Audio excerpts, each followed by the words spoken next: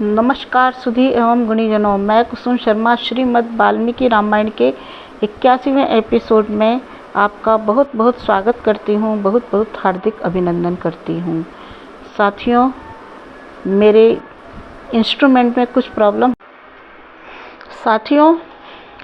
PC में कुछ problem होने की वजह से मैं उस पर रिकॉर्डिंग नहीं कर पा रही हूँ, इसलिए मोबाइल पर ही रिकॉर्डिंग करके इस एपिसोड को तैयार कर रही हूँ। तो इसमें काफ़ी कमियाँ आपको देखने के लिए मिलेंगी, तो कृपया ध्यान ना दें।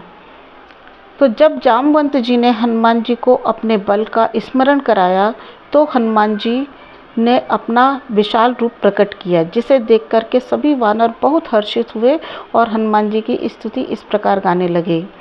अतुलित बलधामं हेमशैलाविदेहं धनुजवन कृशानुं ज्ञानिनामग्रगण्यं सकलगुणनिधानं वानराणामिधीशं रघुपतिप्रियभक्तं वातजातं नमामि।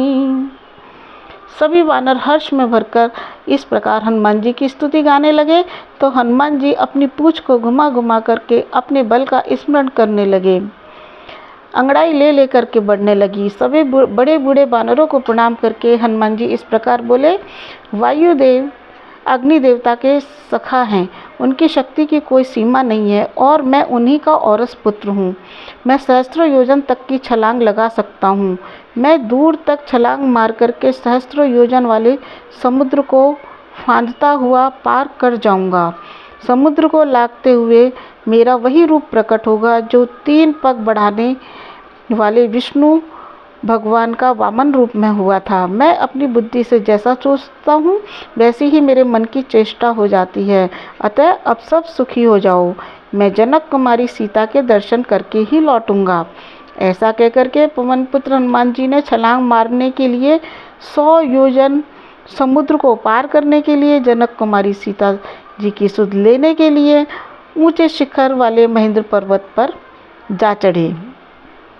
सिंधु तीर एक भूधर सुंदर कौतिक कूद गयो ता ऊपर। साथियों, यहाँ पर वाल्मीकि की रामायण का प्रथम खंड पूरा होता है। वाल्मीकि रामायण 2 खंडों में लिखी हुई है। मैं समालोचना के विषय में ना पढ़ करके सीधे सीधे प्रसंग पर आती हूँ। महेंद्र पर्वत पर चढ़ करके उन्होंने आकाश मार्ग से, जिससे देवता चारण विचरण करते हैं, जाने का निश्चय किया। सूर्य, इंद्र, पवन, ब्रह्मा आदि सभी देवताओं को उन्होंने प्रणाम किया। समुद्र को लांघने की इच्छा से वो अपने शरीर को बढ़ाने लगे। तभी महर्षि व चारण सिद्ध संगों ने आपस में इस प्रकार कहा, आहा, पवन पुत्र हनुमान राम जी का कार्य करने जा रहे हैं, परंतु इस विशाल समुद्र को पार करना तो बहुत ही कठिन है। जब हनुमान जी ने ये बात सुनी तो उन्होंने अपने समस्त अंगों को अपने शरीर में ही समेट लिया। इससे उनका तेज, बल, पराक्रम सब बहुत अधिक बढ़ गया। बार बार रघुवीर संभारी, तर्क पवन तनय बल भारी। प्राणों को हृदय में रोक करके पैरों को अच्छी तरह से जमाया। श्री राम जी के छोड़े हुए बाण की तरह बड़े वेग से ऊपर की ओर छलांग लगाई। जिमी अमोघ रघुपति करवाना, यही भांत चले हनुमाना। तब समस्त वृक्ष और समस्त देवता उनके ऊपर पुष्प बरसाने लगे। उनकी आंखें चंद्रमा और सूर्य के समान तेजस्वी दिखती थी। आकाश में तैरते हुए हनुमान जी की पूंछ उनकी विजय पताका की तरह दिखती थी।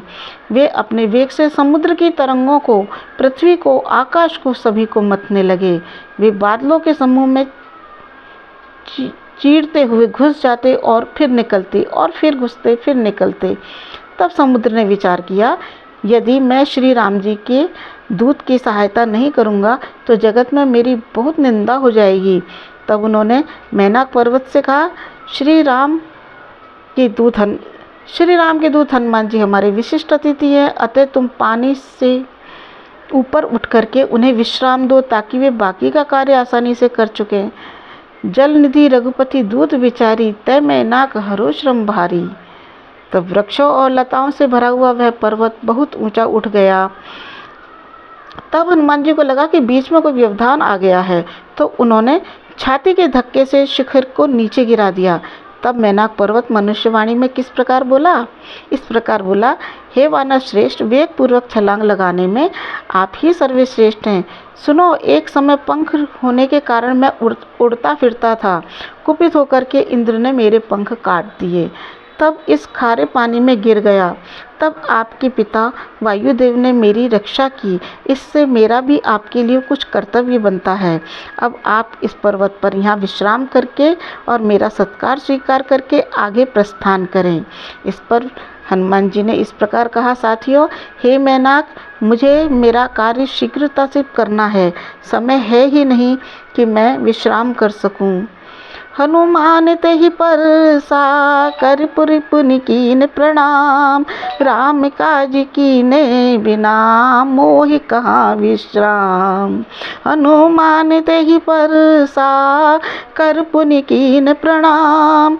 राम काज कीने बिना मोहि कहाँ विश्राम।